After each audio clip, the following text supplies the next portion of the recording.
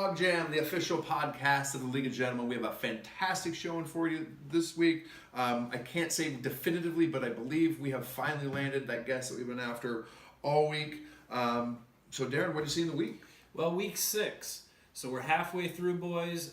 Things are really shaking out now. I thought it was a great week. A lot of points scored again. The Pimps reached that century mark finally in points scored for the year, where Joel, on the other hand, reached the century mark for points scored against. So a lot of things happened. People, getting wins, and overall, I thought it was a great week. Absolutely. And topsy-turvy right in the middle of the pack. You see the 2 and the 2 kind of affirm it, and then it's a royal rumble there for what are going to be the remaining playoff spots. If anything, the middle or that log jam of the pack is getting even more thick. I mean, we're really seeing some teams right up there. One might say the year of the log jam. The year of the log jam, boys. Absolutely. So without further ado, we'd like to welcome that very special guest in a segment we like to call the Yule Log.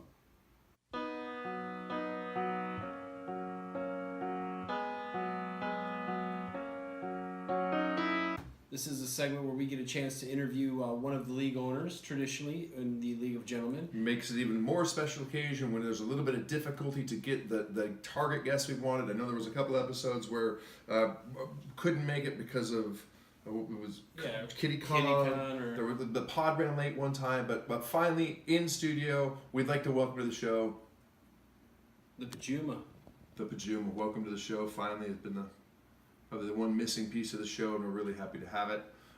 In all seriousness, we would like to welcome to the podcast founder, commissioner, current champion, Ari Kays. Welcome to the segment we like to call Yule Log. We finally got Ari Kays, the commissioner, here, so we're going to ask him some questions. And the burning question everyone wants to know, first of all, Ari, is how many cats do you own, and what are their names? Currently just one. His name is Melky.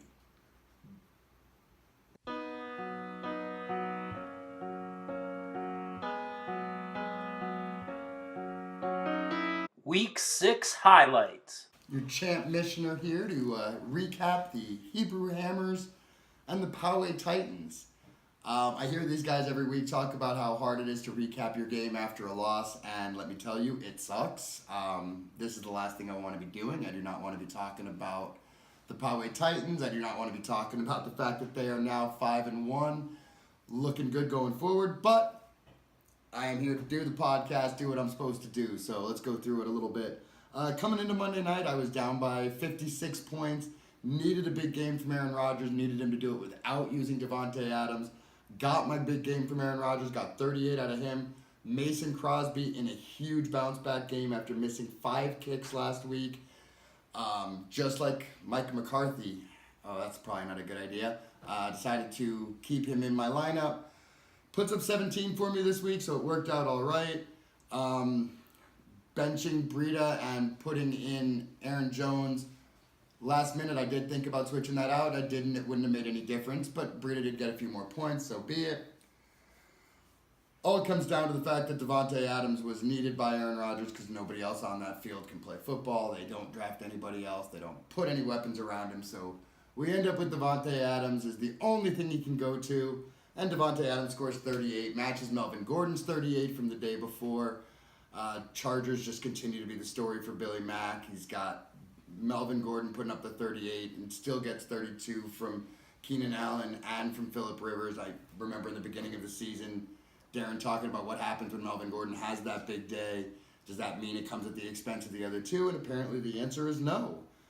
Poway manages to pick up a defense for the week at Seattle. They put up 23 for him, and he just runs away with it. Gets the high score of the week, crushing things. Going forward, he's got Young and Confused next week, and if he pulls out the win there, honestly, at 6-1, he's one game away from locking up a playoff spot. Things look really good going forward for Billy Mack. He's second highest points scored this year. Everything looking good in his direction. On the other hand, for the Hammers, things have gone downhill.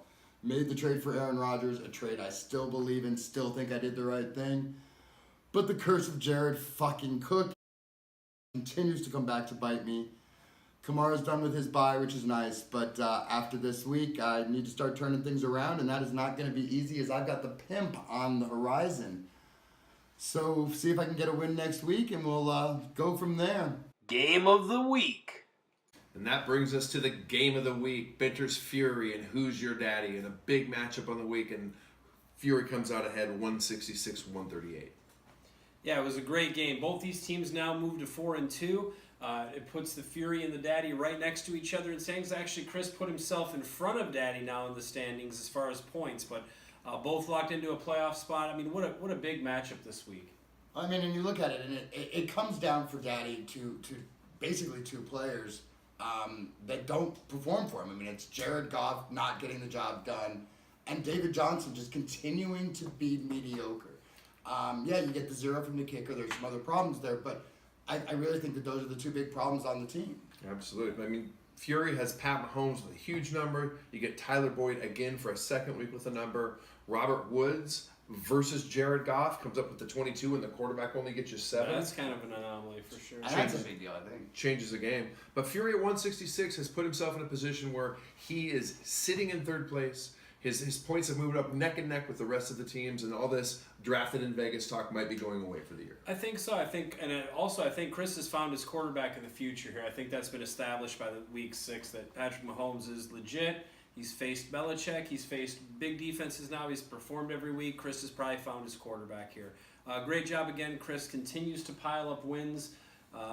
And you riding that Cincinnati Bengal wagon, but a great job again. You know, with Daddy, one thing I saw is that Saquon Barkley, you know, pays off for him with the 41 points. When he made that trade with the Todd Gurley trade, I think David Johnson was the running back he chose to keep and gave up Gurley because he knew he was getting Barkley. Yeah. The David Johnson thing that Ari brings up is a great point. I mean, this year he's had one game where he's been over 70 yards. Hasn't had a 100-yard. We're not talking about a 100-yard game. One game he's had over 7 yards. Scored 13 points this week. Continues to be a letdown. The whole Cardinals offense continues to be a letdown. But definitely, you know, something there for him. But I continues to be in the playoff run. Just a bad week maybe for the Daddy. I did happen to take a look, and I was just looking over kind of projecting towards next year, and I'm pretty sure I've still got Daddy looking at going last next year. Just so you're aware. Daddy, I think that's the class visual shot of the week, Daddy. Again, to wrap it up, Benner moves on next week. He takes on the Avengers, who are 2-4. This is going to be a great game. The Red Hot Fury take on the Reeling Avengers. Should be a great matchup. And Daddy gets a bye week. He does. He Right plays there. It says right up on the board. It says on the board. Mercy bye week. Bye week, so. I see it. And that brings us to the Sin versus Merci bye week. And yes, we all had to sit through this game. Sin scored 170, blew out the bye week, 122 for Steve and his team. Steve falls to 0-6, 1 week closer to taking that second fine. Sin moves up to 3-3, and despite being the third lowest point scored and having more points scored against him than he's scored, is sitting alone in the 6th playoff spot, which is something that two people at this table can't say. He is, but the Sin had a fantastic week. He had a number of people that statistically got to their averages or better. He had a bunch of people bunched up, but it's not that often you can say your second highest scorer is your kicker, and you got to 160 points. I think that says a lot for his team moving forward. Has that big Matt Ryan number on the top, and really I think the best coaching move Benner makes this week. When one of your stars is on bye, what do? He's facing Des Bryant bye week. Who does he start? He goes to Indy and puts up Chester Rogers. He gets him a double-digit day. I think it's a great move. I think it's a great move. I mean, the real question here, though, is who does he start next week when Des Bryant's on a bye week? I mean, this other bye week. Yes. Tough. But, you know, great week for Merci bye week. They did put up 122, which is a decent number. Carson Wentz, you know, put up his really good number of 31, of course. OBJ continues to be that letdown for him. Great draft status. 0 production from this guy right now in that Giant offense. So, I don't know. You know, at 0-6, I think Steve really, you know, might want to look at trading, you know, or maybe moving a piece if there is value there. Maybe it's time to look towards next year. It's time to look toward next year and build those draft picks, or look at maybe acquiring some keepers with this great This comes from a person of authority, or I totally understand what you're saying. I don't know. My question, though, for Steve, though, is if he makes those kinds of trades, if he starts looking towards next year, he's already picking up that fine almost every week, getting low score every week. Is that something that he can afford to do? If you trade away Carson Wentz, if you do something like that, now literally can you afford to lose $5 every single week? That's very true, but it's a long-term investment, Mercy bye week. You $5 this week to get a chance at the money next year or what have you. It's a quick turnaround here Well, in the league. each time he loses, he is getting a week closer to that second fine of going win this for the year, in addition to the one that he accrued for being the last team to win again. Well, and there's always the chance that he could be the first person ever to wear 2 separate dangler pins. Could be the first dual dangler winner. Wow, that's a big shot for 2 guys sitting just 1 game above him in 7th place. I don't know if I feel safe after that, but it is true. Well, congratulations to the Sin. He's on the come up. He's in the playoff position at 3-3. Like Ari said, even though he's had more points scored against him this year than he's scored, he still finds his way into the playoffs and has a chance to turn things around. Next year or next week he catches the Zorros. So, another chance to move further up the rankings where Daddy gets a bye week playing Merci. So the next matchup is the Avengers against Young and Confused.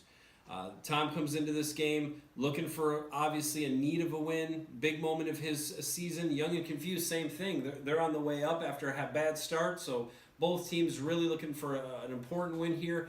Young and Confused come away with it, 149-136. To me, this is just another example of just bad luck for the Avengers all season. You look at their point total, they've got 903 total points. That puts them 3rd overall, and yet they're in a tie for 7th. I mean, and it's through a lot of good coaching decisions on his part too, which is things not going his way. This week even, you see him pick up Jameis Winston, gets 42 points out of that position. With Drew Brees on bye, it was a necessity, but it was a beautiful play. Gets the same workmanlike effort out of Zeke, 22 points every week, kind of be consistently right in that range. And then you get, Julio Jones, even without scoring a touchdown, manages to put up 27 again. Yeah, big number. But that number 2 running back continues to be a problem for Tom. Carlos Hyde puts up 3 points this week. On the bench, you see Nick Chubb not doing anything. Alfred Morris, I think, was in the game. I'm pretty sure he was. He's got a 0 this week. So I don't know what's going on with that number 2 running back. And with Le'Veon now saying, hasn't reported yet, who knows what's going on? Not saying anything, but not being there. No, he's not there. The Avengers are in some trouble in that regard. Well, Young and Confused earned this win for sure. Had a great game. Jacksonville's defense let him down. That's not a normal week. They had a -4 point total. Deshaun Watson lets him down. Big quarterback puts up 7 points. Didn't really matter. The interesting thing to me is going into that last game, the score of this was 129-47, if I have it right, going into the last game.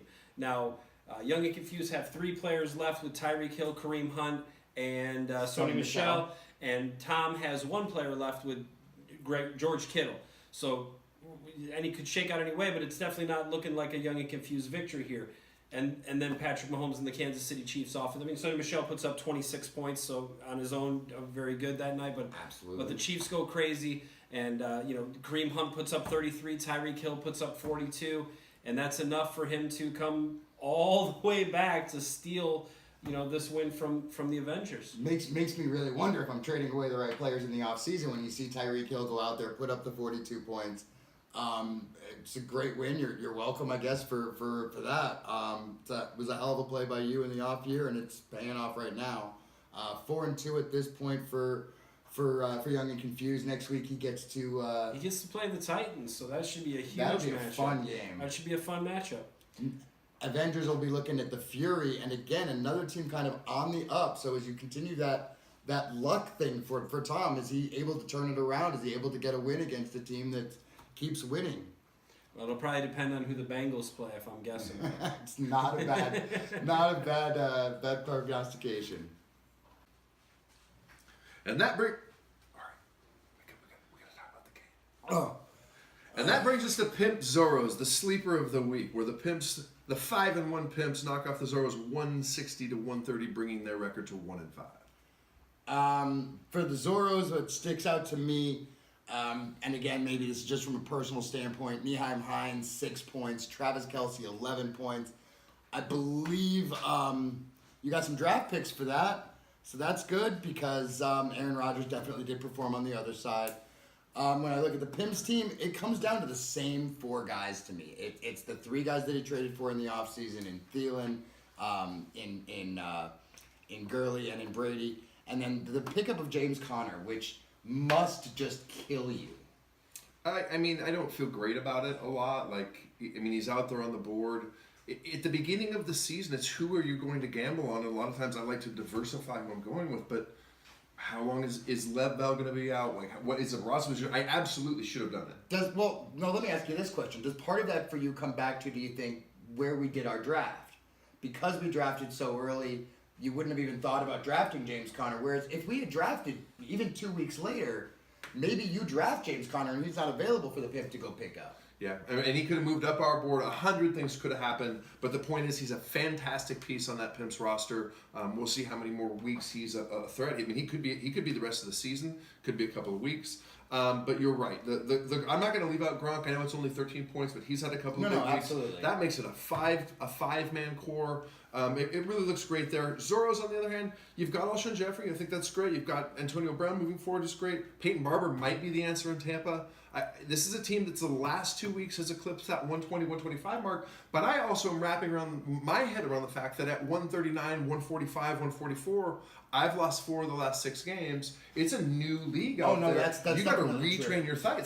It's not that long ago. If you were scoring 129 a week like the Zorros did the last 2 to 3 weeks, you are a contender. Or at least going to win 2 out of 3 of those, probably. And here he is, at the lowest score of the weekend. Granted, that was a slower start, but at 1-5, it's a long way up for the Zorros, but I think he's trending that way. Well, and again, Leonard Fournette will hopefully be back for him soon, and that makes a big difference for him going forward. Being able to finally have a running back he can rely on, because right now he doesn't have one. He's been looking for one all year and just continues to run into that same problem. Going forward for the Zorros, he's going to face the Sin next week. We've already talked about the fact that the Sin don't always score a lot of points, so maybe this is one of those games where the Zorros can get up to that 135 mark. Maybe he can find a way to just push it a little farther and get a win. Certainly with the 2 teams tied for 7th place are hoping. On the other side of the coin, you see the Pimps with another, what appears to be, softer end of the schedule, facing the Hammers. I totally get that. Revenge game for the Pimps, so you expect him to come out strong again next week. I wouldn't be surprised to see him post another 200-point week. Power Rankings. And this is a segment we like to call Power Rankings.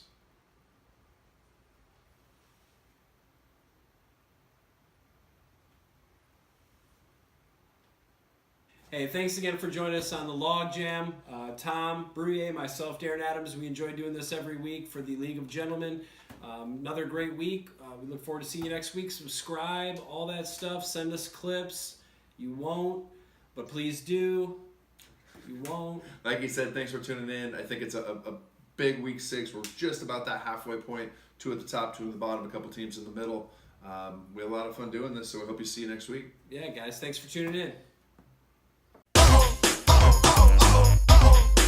Pick up the hammer. Pick up the hammer. It is absolutely a pleasure to welcome current defending champion and league founder Ari Case to the program. Ari, it's been a long time coming to get you here. I know we poked a few shots at you, but we did have some scheduling conflicts. It's great to have you. You know what? It is great to be here. I really appreciate it. I think I can speak for the whole league. This is so much fun to watch every week. We love watching it, so thank you guys for doing this. That's cool. We have a great time doing it. I think it's great. And it's fun. I think Tom thought and Billy thought good to see behind the scenes of what janky stuff we're actually up to. It's a lot of fun. It is. It's very cool to see this from the other side. Well, I agree. It's great to have you. I know we've been trying to get you for a long time. One of the things that I would like to think we could start the interview with, we had a lot of back and forth about questions. You've been obviously a pillar, if not the pillar of this league, other than the 1 year that Tom was a better commissioner than you were.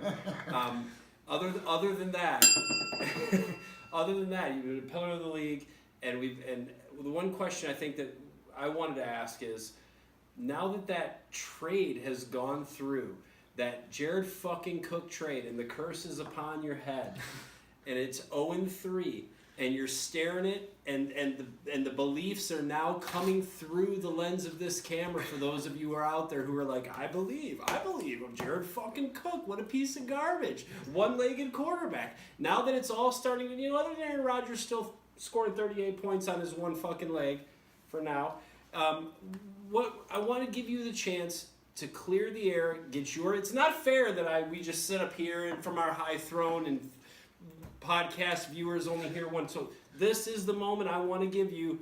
Go ahead and tell them why you gave up your entire family, most of your teeth, for Jared Cook. And He actually got the teeth back. I got the teeth back, as you can see, which is really nice. well, congratulations. I would like to say I still stand by this trade. All right, Jared fucking Cook is fucking killing me, but Aaron Rodgers in the 15th round.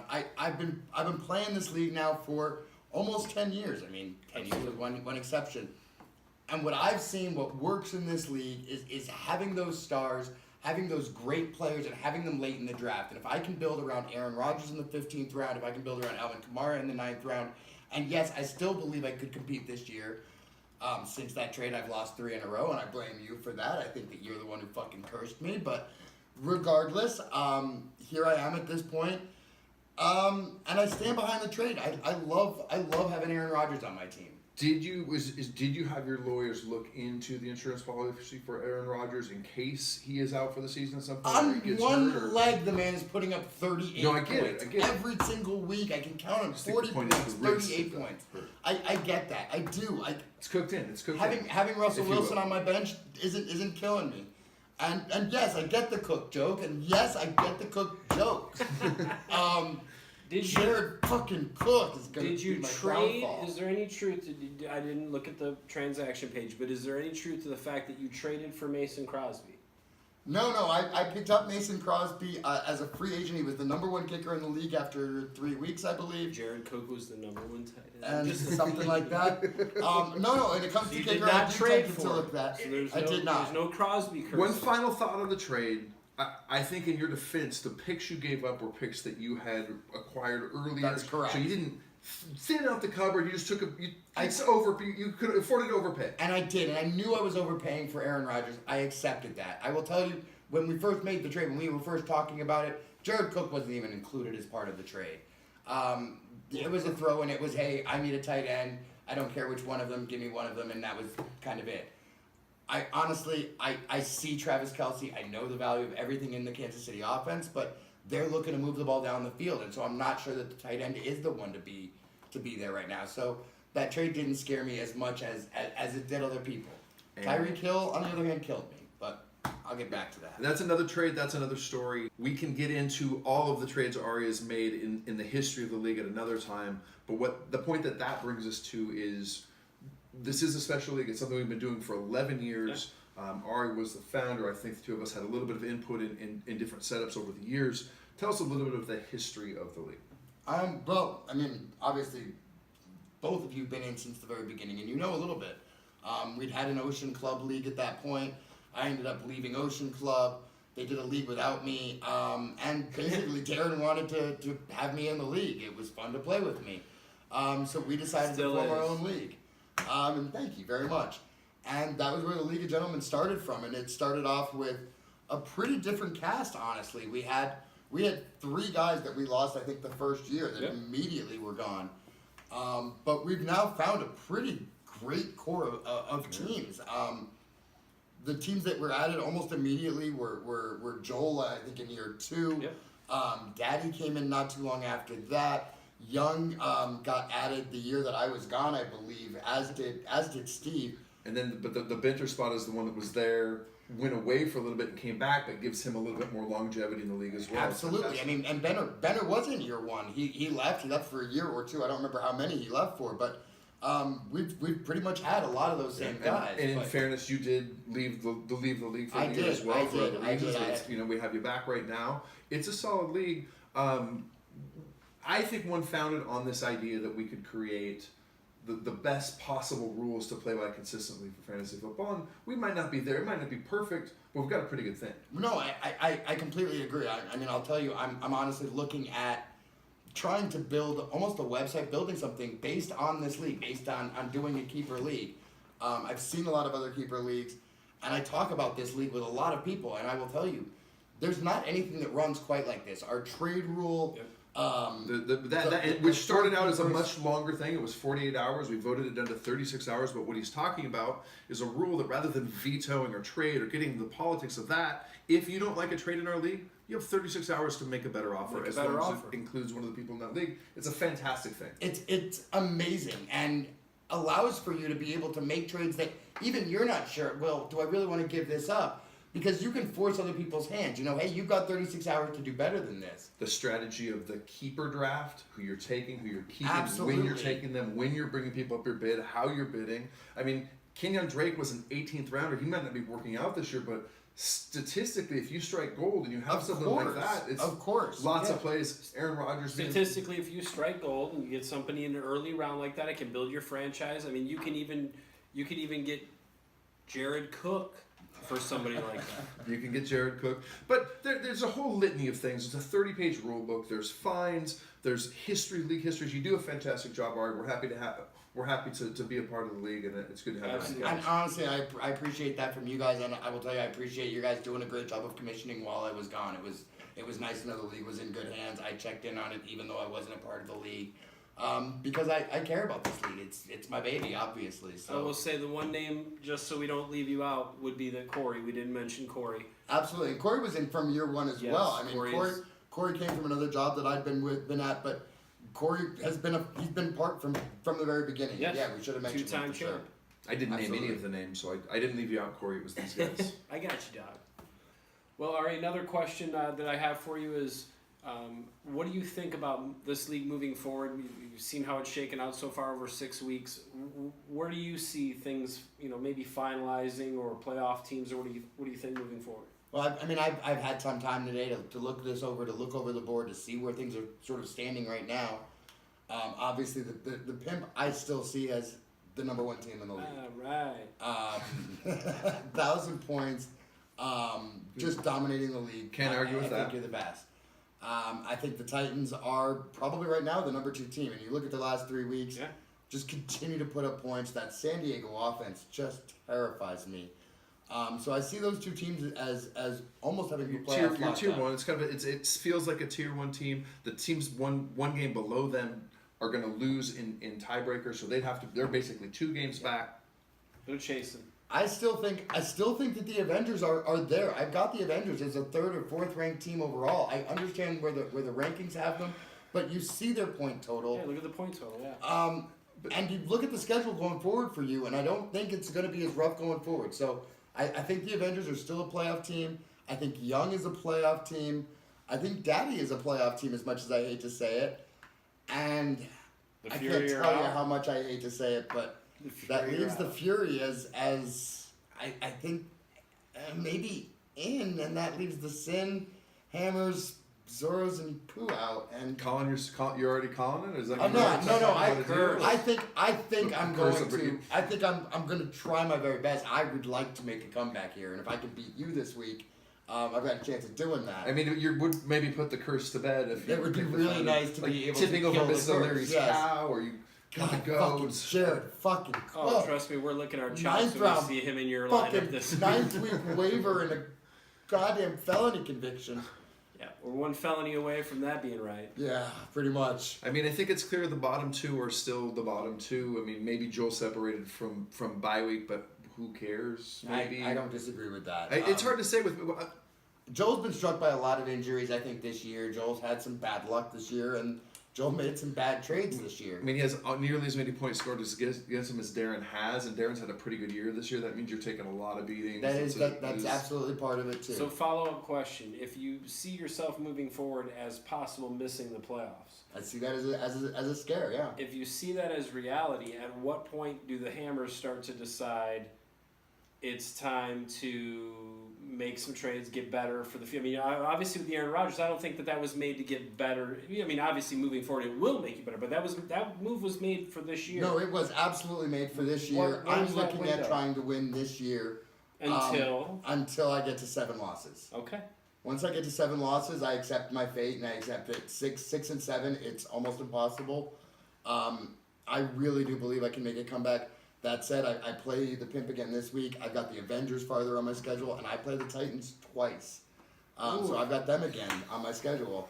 Thankfully, I do have Mercy bye week twice. I've got some games I can win, but I've got some tough games ahead as well. Tough sledding. It's tough.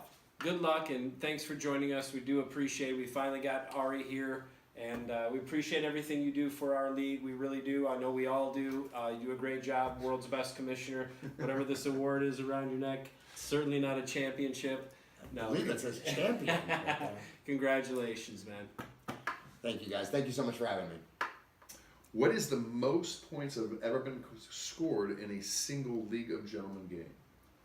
I believe the record currently is Cardinal Sin with 211, 217, something like that. I don't remember exactly. Which one are you going to go with? Going with 217. 217. Ari, we asked Billy this question. He didn't know. We've saved it for you. Are Jewish vampires scared of crosses? No. The silver can be a problem sometimes, but the crosses don't do anything to Jewish vampires. There you go. Who in the league is most likely to own a Flowbee? You know what? Benner probably did at one point in his life, but he doesn't have hair anymore. Kind of looks a little like this. Maybe Faulkner? Okay, final question. It's almost Halloween. So, which would you rather go as? A slutty nurse?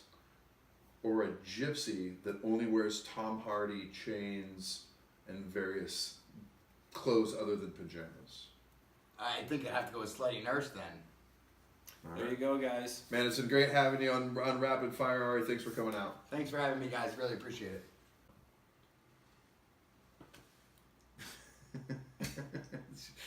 It's your line. What does it mean?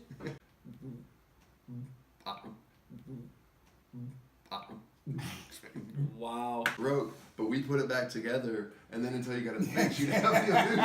Have the illusion.